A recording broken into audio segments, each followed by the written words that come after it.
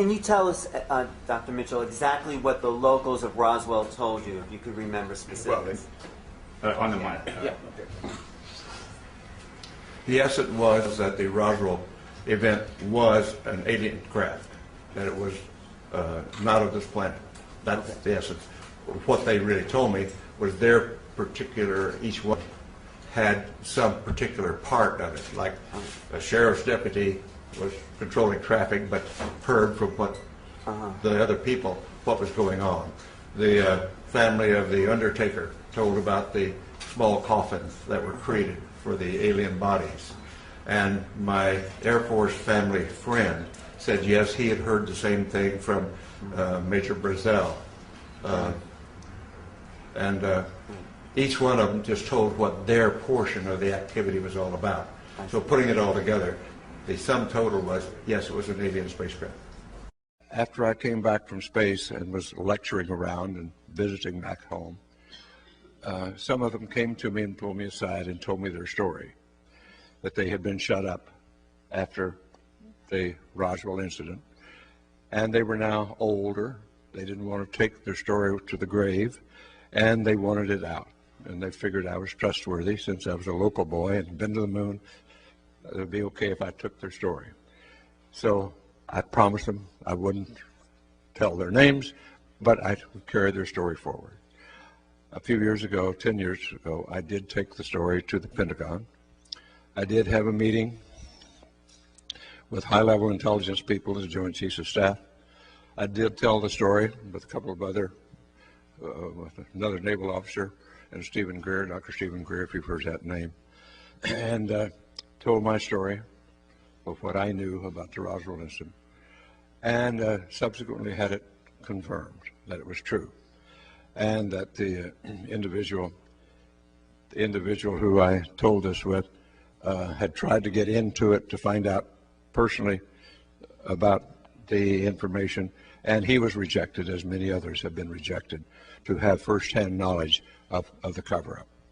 In any event, however, the fact that the Roswell incident was real has been confirmed. We have to remember that right after World War II, the Army Air Force was separated and became the Air Force, a separate branch of service, and that the OSS, which was the Office of Special Services, was disbanded and eventually became the CIA. So that here was a major military organization and a major intelligence organization totally in disarray, new-founded, didn't know what they were doing after World War II, and not really reorganized yet. And as a result of that, the President Truman at that time convened a very high-level committee to examine this alien or UFO phenomenon. They did come to the conclusion that it was alien, and the military rightly came to the conclusion, if they're hostile, there's nothing we can do about it. Therefore, their choice was to deny it and to hush it up and create the National Security Act of 1947, which validated that deception and covered it up and allowed the group to go underground, as it were. And we've been living with that now for 50 years. It is really the beginning of the whole cover-up, the entire denial of this phenomenon, and the addition of dismissal, disinformation, misinformation to cloak and to discourage investigation, to misinform. It's just been continuous for many, many years now. Eventually it came away from the fear, I believe, of not being able to protect and do their duty, to the notion of power and control, controlling the knowledge and the technology. And the group involved with that is still doing it. We have created our reality here, and we have created it right now rather badly, for it's not a sustainable reality. We have created, with our science and technology, instead of using it for the greater good, it's been captured by interest, greed, self-service, which is rife, And instead of using it, all of our technology and our brilliance and genius for greater good, we use it for self-service. And that's not going to work.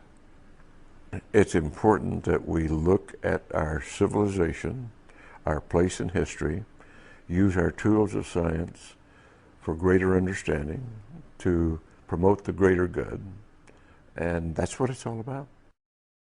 I happen to be privileged enough to have be in on the fact that we have been visited on this planet, and the UFO phenomenon is real, although it's been covered up by our governments for quite a long time. These days, the movie is shown in Germany like it is a natural movie, describing the so-called Roswell accident when the bodies of the humanoids were found, detected, and photographed. And do you know anything about this? Они пишут, что у него был человек, приятель, который это видел, эти трупы. In this article, it suggested that you had also one of your colleagues, one friend of yours, who witnessed himself these corpses of these humanoids. I had a friend who had witnessed. У меня есть друг, который является свидетелем. Он видел, так сказать, некоторые, он не говорит, что это были на самом деле нормальные трупы, но он видел то, что могло представлять собой какой-то вид трупов. Там в Росуэле, да? In Roswell. Roswell. Да, в Росвелле. Ну, как это понять? Sorry? It was not a weather balloon. Но это точно, что не был этот самый аэростат, метеорологический спутник. Нет, метеорологический. А мертвецы-то, мертвецы. I guess what I believe that part of what we hear about the Roswell incident is true. Я думаю, что часть Росвеллского инцидента на самом деле правильно, справедлива, часть его. But I think a lot of the stories that we hear about it perhaps have been made up. Но я думаю, что, сказать, много вокруг этого Росвеллского инцидента придумано, сказать, наворочено, не соответствует действительности. Этот фильм документальный, он видел? But did you see yourself this so-called documentary movie on the Roswell incident? Который сейчас в Европе. Which is widely exhibited now in Europe. Did you see this? Yeah. And what do you think about this movie? I don't know. I have mixed feelings. У меня такие смешанные чувства по поводу этого фильма.